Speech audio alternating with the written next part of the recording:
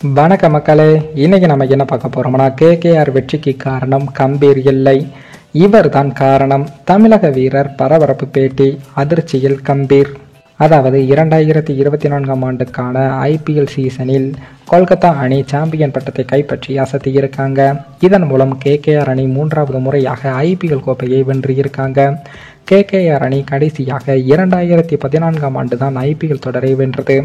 அதன் பிறகு தற்போது 10 ஆண்டுகளுக்கு பின் கொல்கத்தா அணி சாம்பியன் பட்டத்தை மீண்டும் கைப்பற்றியிருக்காங்க. இந்த நிலையில் தான் கேகேஆர் அணியின் கேப்டனாக இருந்த கௌதம் கம்பீர் அவர்கள் தற்போது மெண்டராகவும் திரும்பியிருக்கார். கம்பீர் வருகைக்கு பிறகுதான் கேகேஆர் அணி தற்போது மீண்டும் வெற்றி பாதைக்கு திரும்பி சாம்பியன் பட்டத்தை வென்றியிருப்பதாக ஊடகங்களும் ரசிகர்களும் பாராட்டி வந்த இந்த நிலையில்தான் கேகேஆர் அணியின் வெற்றிக்கு காரணமே கம்பீர் கிடையாது என்ற ஒரு தகவலும் வெளியாகி இருக்கு. வேறு ஒரு நபர் தான் என்பதை தமிழக கிரிக்கெட் வீரரும் கேகேஆர் அணியின் நட்சத்திர வீரருமான வெங்கடேச ஐயரும் மற்றும் வருண் சக்கரவர்த்தியும் வெளிப்படையாக கூறியிருக்காங்க. இறுதிப் போட்டியில் வெங்கடேஷ் ஐயர் 24 பந்துகளில் அரை சதம் அடித்த நிலையில் கேகேஆர் அணி சாம்பியன் பட்டத்தை வென்ற பிறகு கிரிக்கெட் வர்ணனையாளரிடமும் பேசினார். அப்போது இந்த வெற்றி எனக்கு மிகவும் மகிழ்ச்சியை கொடுத்து இருக்கிறது என்றும், இன்னும் இந்த வெற்றி அனைத்துக்கு தகுதிக்கும் உடைய நபர் என்று பார்த்தால் அது அபிஷேக் நாயர் தான் என்றும், அவரால் தான் இன்று கேகேஆர் அணி வெற்றி பெற்றது என்றும் கூறியிருக்காரு.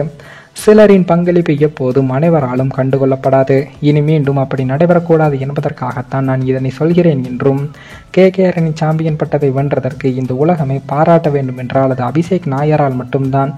இவர் 10 ஆண்டுகளாக கேகேஆர் அணியின் வெற்றிக்காக உழைத்து வராரு. இந்த வெற்றிக்கு எங்கள் அணியின் ரசிகர்களுக்காக கடந்த 10 ஆண்டுகளாக அவர்கள் எங்களை பின்தொடர்ந்து வந்து இருக்காங்க. நாங்கள் தோல்வியை தழுவிய போதெல்லாம் எங்களுக்கு உறுதுணையாக நின்று இருக்கிறார்கள் என்று அவர் கூறியிருக்கார். வெற்றிக்கு கம்பீர் தான் காரணம் என்று கூறப்பட்ட நிலையில் அதனை முறியடிக்கும் விதமாக வெங்கடேஷ் ஐயர் இவ்வாறு பேசியிருப்பதும் குறிப்பிடத்தக்கது.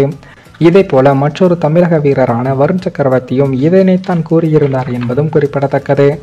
மேலும் இந்த வீடியோ ஏதோ ஒரு விதத்தில் உங்களுக்கு பிடித்திருக்கும் என்று நினைக்கிறேன். நம்ம சேனலுக்கு புதிதாக வீடியோ பார்க்கிறீர்கள் என்றால் மறக்காமல் சப்ஸ்கிரைபர் செய்துவிட்டு பாருங்கள். இன்னொரு வீடியோ சந்திக்கும் வரை நான் உங்கள் தமிழ்.